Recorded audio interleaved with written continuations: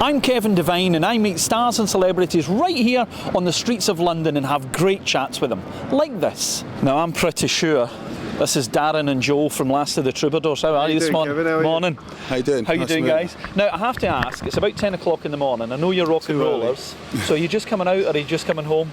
Well, this is how it starts. It's a bit of both for me, really. Yeah? Yeah. I had a late night, but I managed to grab a few Zeds. Good. Were you guys gigging last night, or was it just No. Just recreational. Right, okay. Say no more about that one. It's all right, I'm not putting you in the spot for that, mate. You guys look great today. Obviously, you've got a bit of an image with the band as well. Tell us about the Last of the Troubadours. How did you come about? Well, basically, it started as obviously Darren and myself had sort of known each other on and off for a couple of years, and we hadn't worked together musically at all. So we'd known each other and suddenly just decided that we were going to get together and have a little try and see what happens. And it was pretty organic, really. We got together and we did it in a really slow manner. We sat down with an acoustic guitar, put some ideas together, and literally worked for a couple of months, really, just getting a crop of I think we just wanted to go in a different direction from what we've both done before. But that was my take on it anyway. I sort of wanted to do a bit more alternative pop and not get lumped into a certain genre or scene. So we sort of tried to encapsulate a classic songwriting duo, but still sort of go with the past and the future together. Because you're both, you've been in other bands before and everything, but what was that moment like when you actually started together and sat down with the guitar you've described there? Well, it was quite a new thing for me because I've never written with someone else before. So It was a little bit of toing and froing and sparring and that sort of stuff. But it was pretty comfortable from the word go, So it just all felt pretty right. natural. It just sort of... And we did it in just, like I say, it was a real organic way of working, that we even done certain bits that I'd play a little guitar riff and text a little sound section to him, and he'd put some lyrics to it. He'd text it back. 21st century songwriting. Yeah. I mean, we wrote The Only Remedy via text.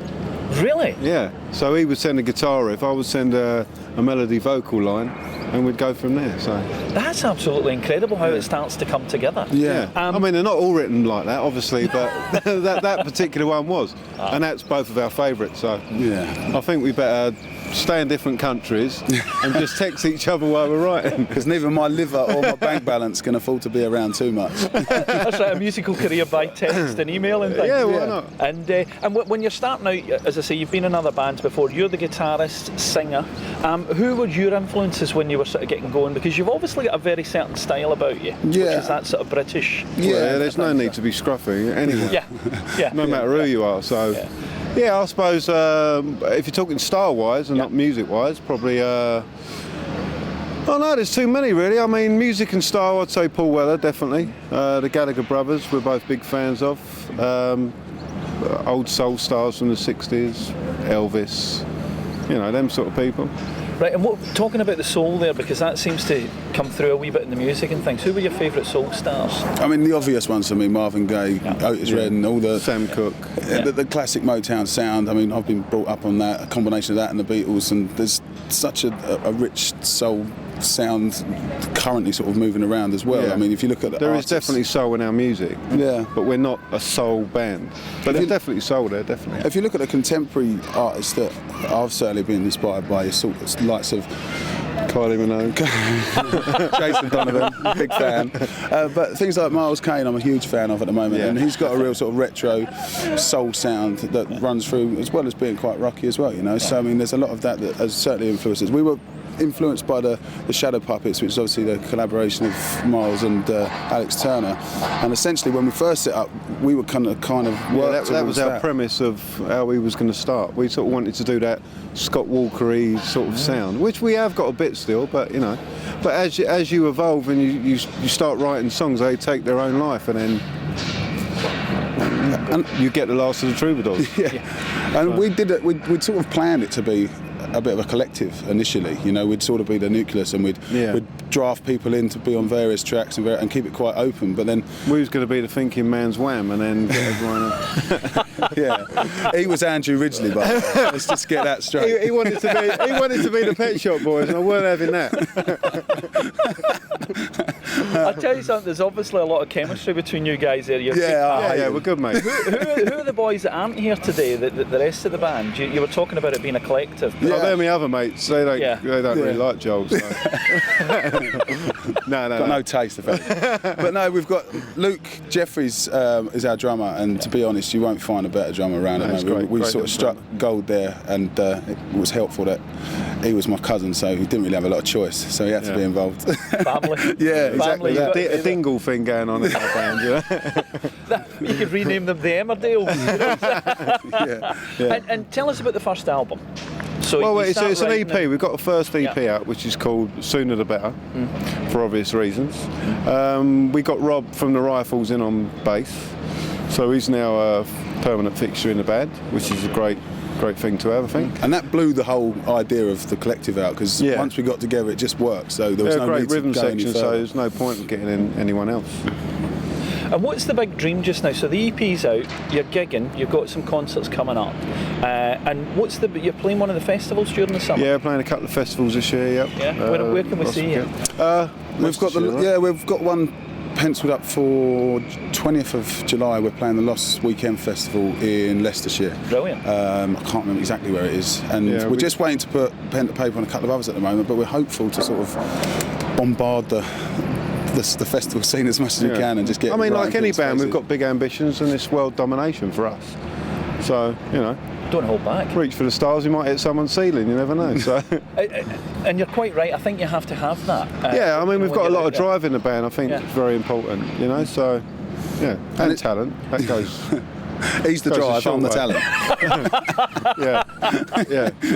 Also the looks. It's been a heavy weekend. I'm sure it has. And if we want to find out about getting the EP and things, where can we get that? Do we get it online? Do we go to your website? We've got it on iTunes at the moment. We've got a website, www.lastoftheTroubadours.com, one word. You can get the CD, contact us there, and we'll send you the CD, no problem. Yeah, I mean, we've been really pleased with it. We were very lucky that we, after only a couple of shows, we got some interest from Delicious Junction that were kind enough to sort of finance the EP, so we're very grateful there, and they've supported us from the word go, really. Yeah, they've been great, Delicious Junction. Pete Chalice, they're a shoe company. So. Right. I see. This is where part of the fashion comes in. Right, okay. Well, it's not fashion, it's style. We don't like the style. word fashion. I do beg your pardon. Fashion's for people like that. And if I could take you forward a bit, so you've talked about the world domination, so let's just say you're sitting up there, you're playing all the festivals, and people start phoning you saying, can I guest on the next album? Who would your dream list be? They are already. Believe it or not. Yeah.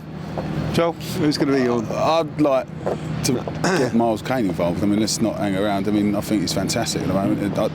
Him and Kasabian certainly had the best albums of last year. They're exactly what I sort of aim for as a sound. So being involved with either of those parties would be fantastic for me. I mean, if we're going to aim high, why not aim high? Absolutely. And Darren, who do you want as your backing singers then? Backing singers? Oh, I'd have the Ikettes. Right. I don't know if they're alive even, but that's who I'd like. No, I'd like to collaborate with whoever's good, basically. Yeah. I mean, if they're digging what we're doing, or we like what they're doing, maybe we can hook up and do something. I'd say no to nobody, really. There's no point. Well, it sounds as if you've got a really busy summer coming up.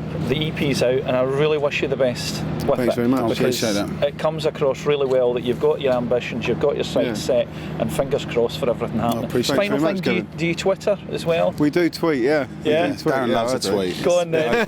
Tell us, what's your tweet? What do you mean? What's my name? What's your Twitter? Yeah. DJC Music 1. Okay. And there is one for the Last of the Troubadours, which is T. Let me think this through. T-Lot Troubadour. That's so it. Yeah. TLOTT Troubadour. We will find that. We'll spread the word for you guys. Please do. And any London gigs coming up before the festival? Yeah, we've got a few London gigs. We're doing one next week in Camden at the Purple Turtle with John Brooks from the Charlatans. We're getting a lot of radio play at the moment with XFM. John Kennedy's playing our stuff, so fingers crossed. Yeah. Fantastic. All the best. Appreciate and the next time I chat to you, I'm hoping that you're going, sorry Kev, we're too busy. I'll never be too busy for you, mate.